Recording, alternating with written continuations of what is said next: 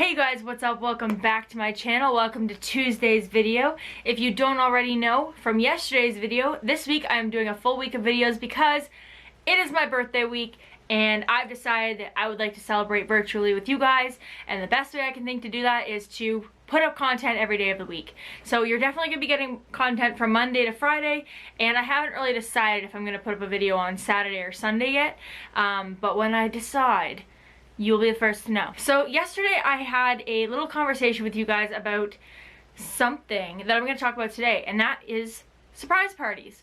Now, I mentioned that I have thrown a few surprise parties, and I feel like I've gotten kind of good at it. So today I wanted to do 5 tips for throwing a successful surprise birthday party. And without further ado, let's get right into that list. Alright, so tip number 1, place. Choose a social setting. Choose a place that has enough room for all of your guests and room for them to mix and mingle. So if you have a restaurant or a something of that sort in your area that has like a banquet hall, something like that, that's a perfect idea. But if it's a smaller gang of about maybe like 10 to 15 or less, then you can probably just book out a table or two at a restaurant. But keep in mind that if you have a big group of people, you're going to want to have more space. So also, make sure you're planning according to the guest list. So if you've got kids coming, make sure you choose a place that's kid appropriate. If you've got only adults, keep in mind with your birthday person how they prefer to spend their free time. So if they don't like to drink, if they don't like to go out and party, I would suggest not having this at like a bar. You know, think about that kind of stuff when you are choosing your location. So another thing you need to think about when choosing your location is a parking lot. So I actually have had a party almost spoiled because we had it at the house here, and my sister and her boyfriend, my sister's boyfriend, took her for a walk around like the neighborhood while people arrived. And she just happened to walk past one of our best friend's cars. And she's like, "That's Amber's car. What is that doing here?" Luckily, she wasn't expecting the rest of the people. She thought Amber just showed up on her own. So, luckily, we were able to still have a surprise. It was just, she was a little bit suspicious after that. Tip number 2, plan with a team or at least a friend. The reason I say this is because, well, first of all, especially if you live with the birthday boy or girl, it's pretty easy for them to get suspicious, and it's pretty hard to maintain a surprise when it's pretty obvious that you're sneaking around and hiding things from them. Secret phone calls, you know, leaving and not really telling them where, you know, that kind of thing. Now, if you don't live with them, that's kind of a different story, but if you do live with them, it's definitely nice to have an outside man, which leads me to point number 2, a callback number that isn't your house, so that there isn't any oopsie daisies over the phone. Number 3, provide the essentials. Make sure that you have the cake and the decorations all covered. You do not want your guests or your attendees to feel the pressure to bring stuff like that. I mean, like, you know, a gift or a card, understandable to bring, but to be like, "Oh, hi, Aunt Petunia, would you like to come to this party? You would? Cool. Could you bring a cake?" That's putting unneeded pressure on a guest, and that's not something you should ever do. That is why I go back to last tip, try to plan with a friend or a committee type thing, because those small details can get spoiled real quick. I once actually threw a surprise party for my mom, and well, my sister and myself were going to take my mom to this restaurant where she was going to see all of her family and friends. And what I had done was I had just dropped the cake off earlier that day, and so then my sister didn't know that there was a cake there, so she dropped one off as well, and then my aunt actually brought one too, and there was only 15 of us, so 15 people with 3 cakes. So definitely make sure that that's all, like, you know, understood, and make sure that you're providing that, because like I felt really bad that one of my guests felt the pressure, like, I don't know if there's gonna be a cake, I'm just gonna bring one. And it just made me feel really bad that she ended up spending money on the party that I was throwing. And same with decorations. Make sure you have somebody that has the time to come and decorate.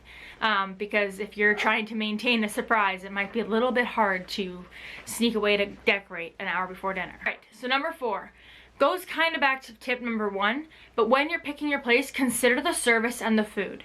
You want to make sure that they have options for different dietary restrictions. You might have people who are vegan, you might have people who are vegetarians, might have allergies or gluten-free. Make sure that you choose a place that can provide something for everybody. And make sure you pick a place that is reputable for their service. I feel really bad about telling this story, but I'm going to tell it anyways because it's relevant. My grandmother's 80th birthday was last year, and they had a little bit of a party for her.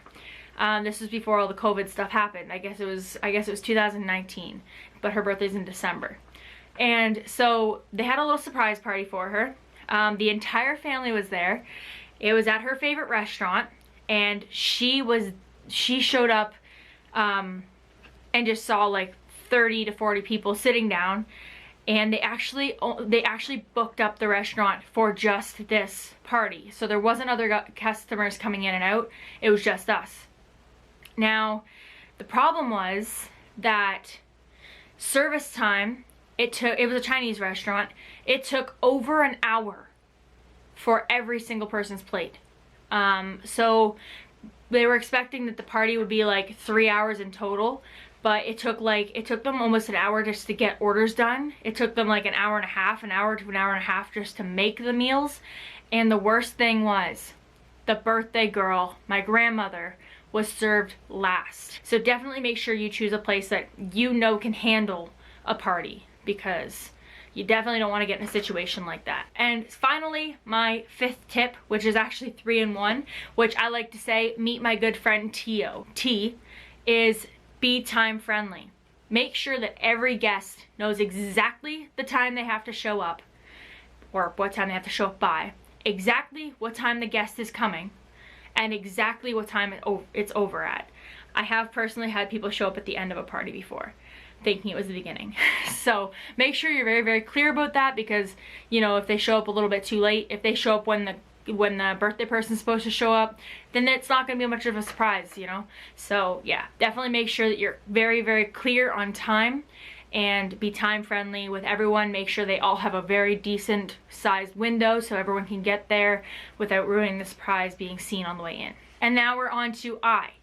Be inclusive. So when you're making your guest list, think about the birthday person. It's not about you in this moment. There might be people on the list that you don't get along with, or that so-and-so doesn't get along with. But as long as it's someone that the birthday person would want there, it's only fair to invite them. You have to think about the birthday person first. You have to count on people being grown-ups and being able to put the past in the past, put the trouble on the back burner, and realizing you're there for so-and-so's birthday. So be inclusive. Don't be like, I was gonna invite Wendy, but I don't think she gets along with Sebastian or whatever, you know? They have drama. Like, don't do that. And then, avoid overcrowding. So if you have a banquet room that has 30 seats and you fill up every seat, but you only have an hour to sit and eat and whatever else, is there any chance that your birthday person can get around and see everybody and thank them for coming and have a conversation with them? No.